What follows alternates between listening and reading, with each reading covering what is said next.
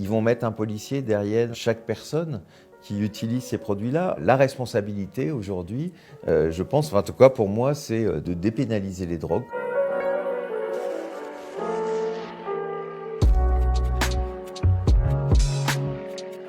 Vous raconter ce qui s'est passé à la mort de mon mari est un peu compliqué parce que je n'ai pas tous les éléments, mais en tout cas, il a rencontré quelqu'un avec qui il avait une séance de chemsex. Il aurait pris du GBL et de l'alcool. Et évidemment, le cocktail de ces deux produits est explosif. Il est tombé dans le coma. Et la personne avec qui il était n'a pas appelé les secours. Et donc malheureusement, eh bien, il est mort après plusieurs heures de coma. Il y a peu de fois on dit telle personne est morte du chemsex.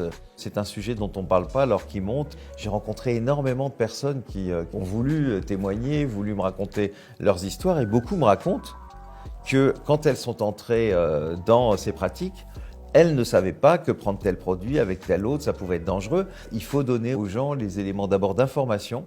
Et je pense que vous savez, aujourd'hui, c'est vraiment très très urgent. Parce qu'on croit que toutes les personnes qui utilisent des drogues de synthèse, plus généralement, ou pratiquent le chemsex, connaissent tous les dangers des mélanges, les mésusages, etc. Et c'est faux. Aujourd'hui, c'est en plus un phénomène qui se généralise, et je le dis, et c'est quand même grave, sans aucune parole de santé publique, sans aucune parole des pouvoirs publics. Et moi, je suis persuadé que quand on donne aux gens tous les éléments, ils ne vont pas risquer leur vie. Il faut informer parce qu'on ne peut pas rester dans ce silence alors qu'on sait très bien que ça devient un phénomène très très important et que ça ne peut que augmenter.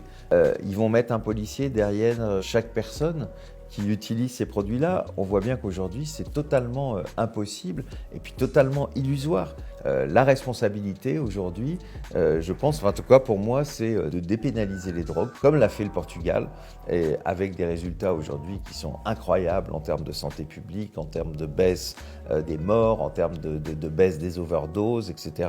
Je pense que la personne qui a laissé aussi mourir Christophe ne voulait pas appeler les secours parce qu'elle craignait d'avoir des problèmes avec la police. Au final, en n'appelant pas la police, elle a laissé mourir quelqu'un, mais s'il n'y avait pas eu un risque de pénalisation parce qu'il y avait des produits, s'il n'y avait pas eu ça, peut-être que cette personne, elle aurait appelé les secours.